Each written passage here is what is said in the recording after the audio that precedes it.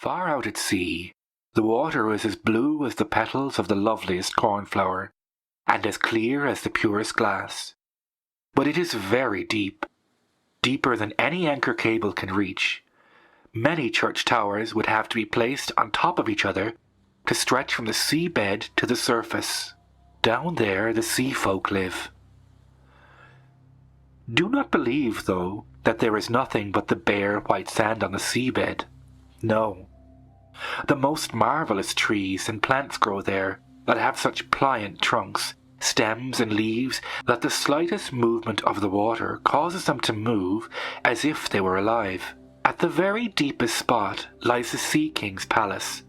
The walls are of coral, and the tall pointed windows of the clearest amber. But the roof is of mussel shells that open and close as the water passes.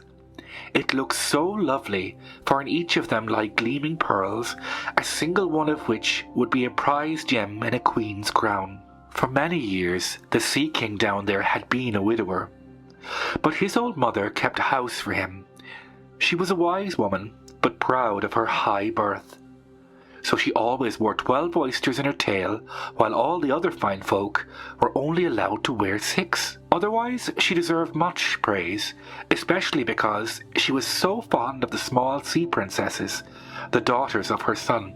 There were 6 lovely children, but the youngest one was the most beautiful of them all. Her skin was as clear and delicate as a rose petal, her eyes as blue as the deepest sea, but like the rest of them, she had no feet. Her body ended in a fish's tail. All day long they could spend playing down in the palace, in the great halls where living flowers grew out of the walls. The great amber windows would be opened, and then the fishes would swim into them, just as the swallows fly into us when we open the windows.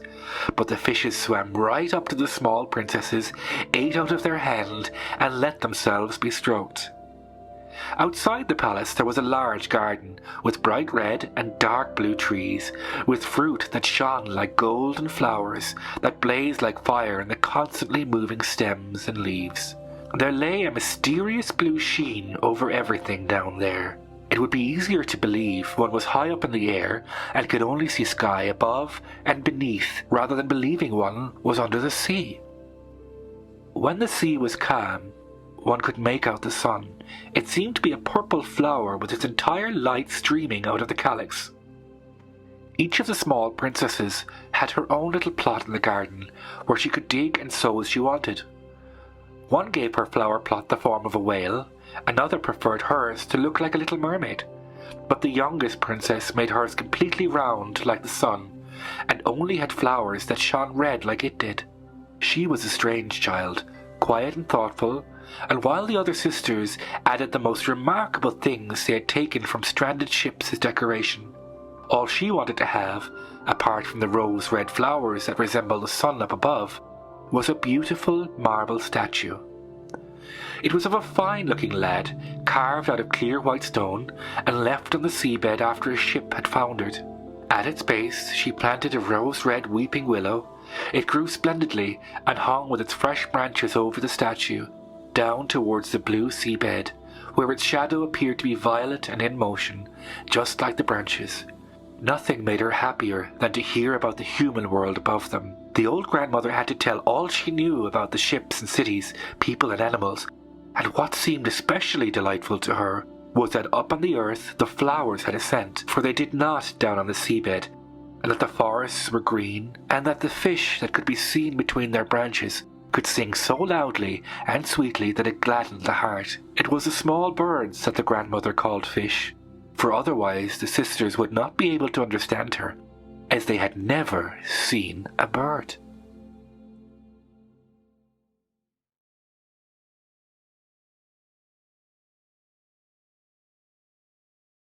Indeed, the little mermaid loved listening to her grandmother's stories about the world above, where flowers smelled of perfume and birds sang in the trees.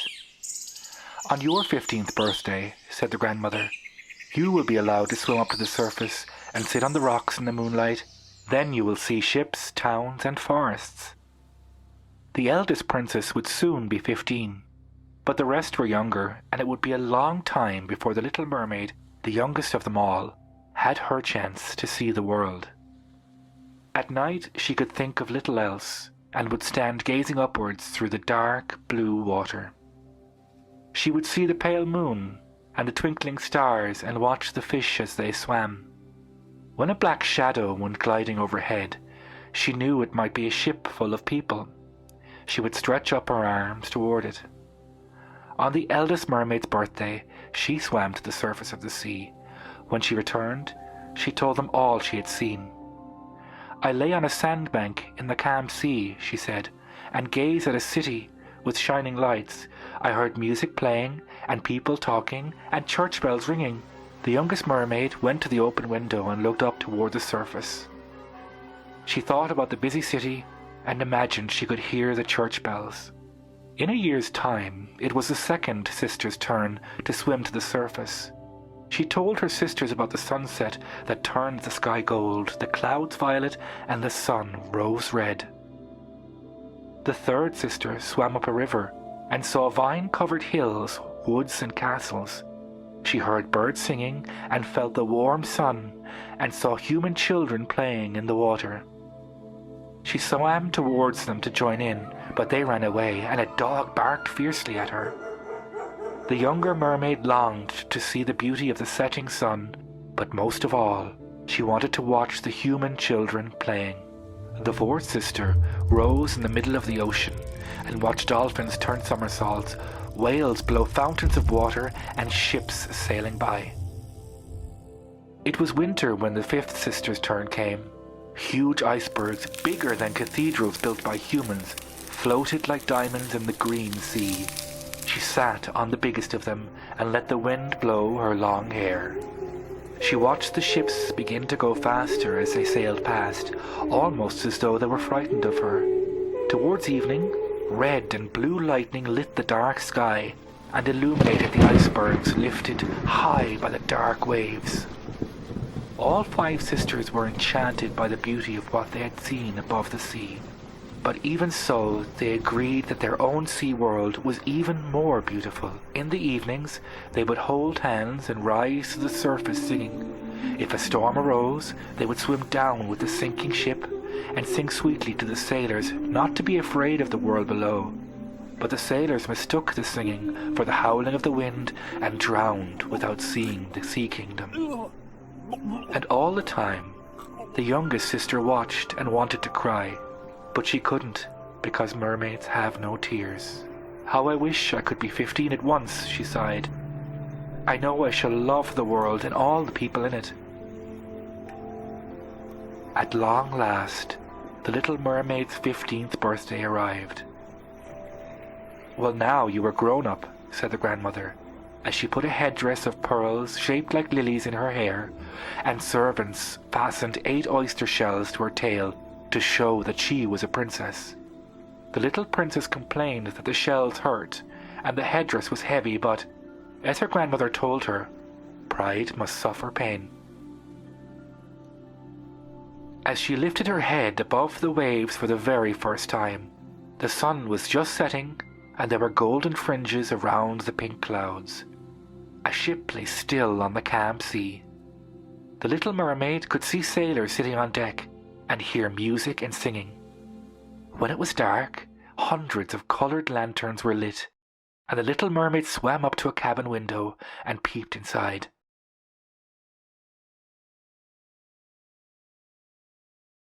A celebration was going on.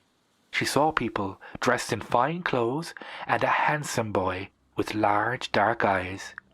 He was a prince, and this was his birthday party. Up on deck, the sailors danced, and when the prince came to watch them, fireworks were lit and sparkled in the air. The little mermaid thought they were stars falling from the sky and dived under the water. When she came up, she watched the dazzling fireworks light up the sky and the face of the handsome boy. But in a while, the clouds gathered, and a terrible storm blew up. Although the sailors struggled to steer a course through the raging sea, the ship began to break up. At first, the little mermaid was pleased to see it sink, thinking the prince was coming to join her in her world. Then she remembered that humans cannot live in water, and knew that somehow she must save him. She swam towards him through the heavy beams and planks that were tumbling on the waves as the ship broke into pieces, and reached him just as he had given up his struggle against the sea. His eyes were closed and his arms and legs were still. The little mermaid held his head above the water and let the waves carry them all night. By dawn, the storm was over, and not a single piece of the ship could be seen. The mermaid kissed the prince's head and stroked his wet hair. He seemed so like the marble statue in her garden, and she wanted desperately to save him. Soon she saw land and, as they got nearer, there was a white convent in a garden of lemon and orange trees. She swam towards the shore and pushed the prince onto the sand, and then she went and hid behind some rocks. As she watched, a bell rang in the white convent and some young girls came out into the garden. Before long, one of them came to the shore and saw the prince. She went running back to fetch help, and soon the prince was carried away. With a sigh, the sad little mermaid slid back into the water and swam down to her father's palace. When her sisters asked her what she had seen, she would not tell them. She would often swim to the spot where she had left the prince in the hope of seeing him. But she never did. Her only comfort was to sit in her little garden with her arms around the beautiful white marble statue. At length she could keep her secret to herself no longer, and she told her sisters all about it. Now all the mermaids went searching for this handsome prince, and before long they found him. "Come, little sister," they said, and holding hands they rose to the surface together at the very spot where the prince's palace stood. It was a magnificent palace, built of shining yellow stone, with a flight of marble steps that reached down to the sea. Through the large windows the mermaids could see splendid rooms decorated with beautiful wall hangings and priceless paintings. In one room, a fountain shot sparkling jets of water towards a glass-domed ceiling through which the sun shone. Now that the little mermaid knew where the prince lived, she visited the palace often, swimming nearer and nearer until she could gaze at his handsome face. She longed to be with him, and to belong to his world that seemed to her more beautiful than her own. She wanted to know everything about the lands above the sea, and never stopped asking her grandmother questions. "If human beings do not get drowned, does that mean they live forever?" she asked one day. "They die, just as we do," said her grandmother, "and they live shorter lives than ours. And we can live to 300 years, but when we die, we change into foam on the tops of the waves. Humans have souls that live on after their bodies are dead. They rise up beyond the stars to a place that no one has ever seen or known."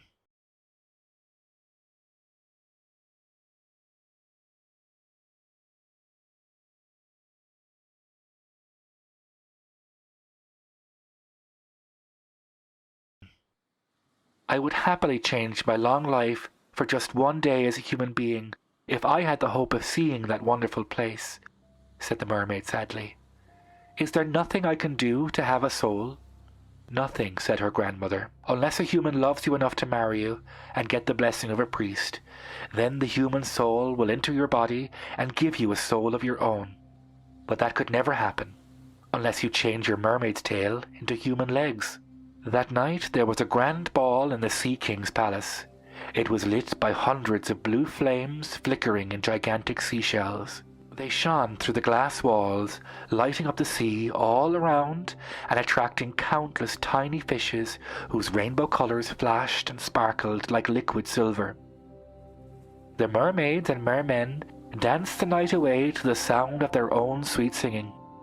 The little mermaid sang more sweetly than anyone else in the room, and everyone applauded her, and she felt happy. But her thoughts soon went back to the upper world and the handsome prince who might marry her and give her a soul. She crept away from the palace to sit in her little garden. Through the water she thought she heard the sound of a trumpet, and felt sure that the prince was sailing up above. I will risk everything to win him, thought the little mermaid. The sea witch must help me. It was a dangerous journey to the sea witch's house. First, the little mermaid had to pass rushing whirlpools that tried to suck her into their swirling depths. Then she had to cross a great mud bank that heaved and bubbled all around her. She nearly turned back when she reached the ugly forest of half-animal, half-plant creatures with branches like long, slimy arms and grasping, worm-like fingers. But all the time she thought of the prince and of the human soul she would have. She pinned up her hair and darted through the wriggling forest until she reached a vast swamp. In the middle of the swamp stood a house built of human bones. Inside it sat the sea witch, feeding a toad with fat water snakes coiled all around her. I know what you want, little mermaid. And you are very stupid to want something that will plunge you into misfortune. But if you are determined to do it, I can prepare you a magic potion. Before sunrise tomorrow, you must swim ashore and drink it. Your tail will shrivel away, and human legs will grow.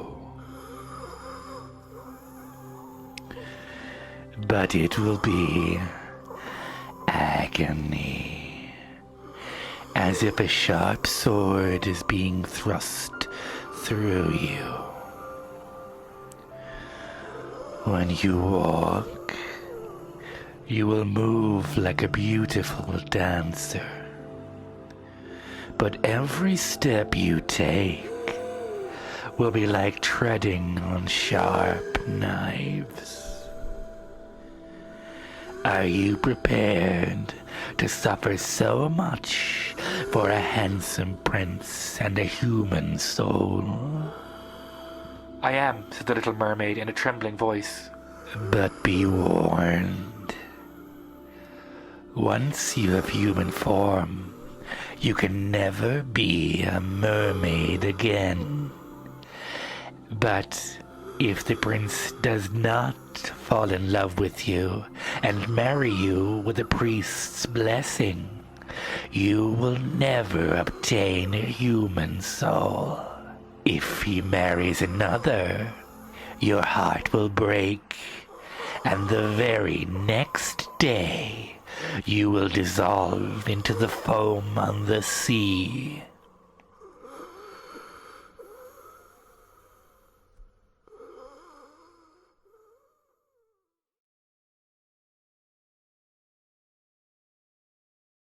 The little mermaid turned deathly pale, but all she said was, I understand your warning. In exchange for my magic potion, you must give me your most valuable possession. You must give me your lovely voice. But if you take my voice, said the little mermaid, what have I left? You will still have your prettiness and your beautiful eyes. Are they not enough to capture a man's heart? Don't be afraid. Put your tongue out and let me cut it off, and then you shall have the potion. The sea witch prepared the magic potion in her cauldron. When the boiling mixture was ready, it looked like pure spring water. The witch poured the sparkling liquid into a crystal bottle and cut off the mermaid's tongue. On the journey back through the forest, the slimy creatures backed away from the dazzling potion that shone in her hand. The Sea King's palace was deserted, and the little mermaid did not dare to look for her sisters to say goodbye. Instead, she picked a flower from each of their gardens before rising up through the blue waters. It was just before sunrise when she reached the marble steps of the prince's palace. She drank the magical potion, and the pain that burned through her body was so terrible that she fainted. When she awoke, The handsome prince stood over her, gazing at her tenderly. She looked down at her slim white legs and wrapped her long hair around her body to cover herself. The prince asked who she was, but she could not answer. He held out his hand to lead her into the palace, and every delicate step she took was like treading on knife points. The prince ordered the Little Mermaid to be dressed in silk and muslin robes, and everybody agreed that they had never seen a more beautiful, graceful girl. But then a girl with a beautiful voice sang to the court, making the prince smile and clap. And this made the Little Mermaid sad. If only he knew that I have sacrificed my own sweet voice for love of him, she thought. When the music began to play for dancing, the Little Mermaid raised her beautiful white arms, stood on tiptoe, and seemed to float across the floor. Although she felt as if she was stepping on daggers, she danced so enchantingly that everyone in the court declared that they had never seen anything so lovely.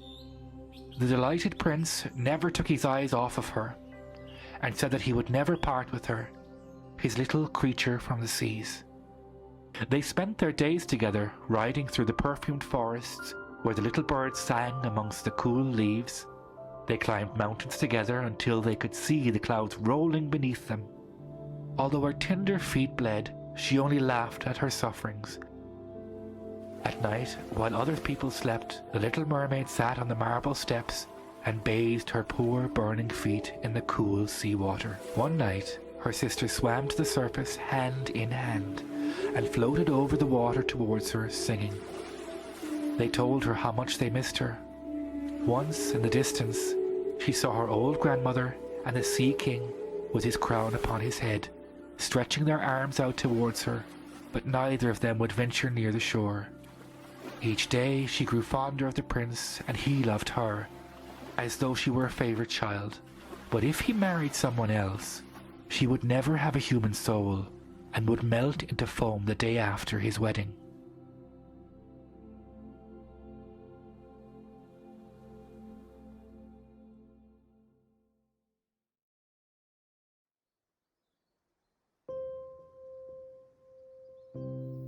"Do you love me best of all?" she asked with her eyes. "Yes, I love you best of all," replied the prince. "And I know that you love me. You remind me of a girl I once saw, but who I shall never meet again. I was shipwrecked and thrown ashore near the convent of a church, where some young girls were saying their prayers. The youngest of them found me and saved my life. She is the only other one in this world that I could love, but she belongs to the convent. You have almost made me forget about her." "He doesn't know that it was I who carried him across the sea and saved his life," thought the Little Mermaid. She sighed deeply and would have cried if mermaids were able to shed tears. "I will take care of him and love him and sacrifice my whole life to him." One day the prince came to tell her that she must get ready for a journey. "My parents wish me to meet a princess in another kingdom. They want me to marry her, but that I can never do since I do not love her. But at least I must obey my parents by going to visit her," he said. "I cannot marry my love in the convent, but if I am ever forced to choose a bride, it would be you." And he kissed her rosy mouth. A few days later, they boarded a magnificent ship and set sail for the neighbouring kingdom where the princess lived. At night, when everyone was asleep, the Little Mermaid sat on deck in the moonlight and gazed into the clear waters. She thought she could see her father's palace and her grandmother staring up at the ship. Then her sisters appeared on the surface and gazed at her sadly.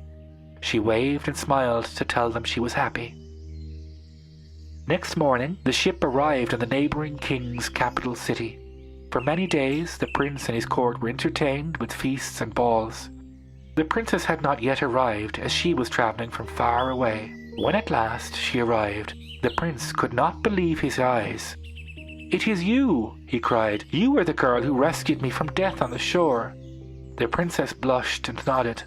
"I am so happy," said the prince to the Little Mermaid. "My dream has come true. You must be happy too, for you love me better than anyone." The Little Mermaid kissed his hand and felt as if her heart was about to break. The church bells rang, and the heralds rolled far and wide to announce the coming wedding. The little mermaid, dressed in gold silk, held up the bride's long train, but she hardly noticed the magnificent ceremony. After the bishop's blessing, the bride and bridegroom went on board ship, where a gorgeous scarlet tent, lined with beautiful purple cushions, had been prepared for them. The ship sailed smoothly across the calm sea, and when darkness fell, coloured lamps were lit, and sailors danced on the deck. The little mermaid remembered her first visit to the human world, and how she had watched the party on the boat. She twirled round and round in the dances, gliding and darting in the air like a frightened swallow. Never had she danced so enchantingly. The agony in her feet was terrible, but worse by far was the agony in her heart. She knew this was the last night she would breathe the same air as the prince, for whom she had sacrificed everything, and the last night she would be able to gaze into the starry sky or into the depths of the sea. When everyone had gone to bed and all was quiet, the little mermaid stayed on deck and waited for the sun to rise. She saw her sisters rising from the waves with pale faces, and saw with astonishment that they had cut off their hair. "We wanted to save you, so we gave our hair to the sea witch," they explained. "She gave us this knife. Take it and plunge it into the prince's heart so that his blood sprinkles your feet. They will turn back into a fish's tail, and you will be a mermaid once more." The little mermaid lifted the scarlet curtain of the tent and saw the sleeping prince and his bride. She bent to kiss the prince's beautiful head, then looked at the sharp knife. The little mermaid held the knife tighter. She raised it high above her head and flung it far out into the water. She looked at the prince one last time and threw herself into the sea, where she felt her body dissolve into foam. The little mermaid could still see the ship's white sails in the bright sun. High in the air, there were clouds of transparent, floating spirits. She felt herself gently rising out of the foam and saw that she had turned into one of the floating spirits in the air. "We are the daughters of the air," they said. "We try to bring comfort and help to the world. We fly to hot countries and fan the air to bring coolness. We blow the scent of flowers into refreshing breezes. Like you, we were born without a soul, but after 300 years, if we have done enough good in the world, we are given one. During your time among human beings, you suffered terribly, but behaved so unselfishly that now you have become a spirit of the air. Come and join us, and in 300 years you will have a soul." The little mermaid lifted her eyes to the sun, and for the first time they filled with tears. She saw the prince and his bride looking for her, and then gazing at the pearly foam, as if they knew that she had thrown herself into the waves. She kissed the bride's forehead and fanned the prince with a cooling breeze, and flew up to join the other air spirits in a rosy cloud sailing high in the sky. "In 300 years, I will rise like this into the heavenly kingdom beyond the stars," she thought. "Perhaps it will be sooner," whispered the air spirits. "For every day that we meet a good, loving child, a year is taken away. But for every naughty child, each tear of sorrow that we shed adds another day."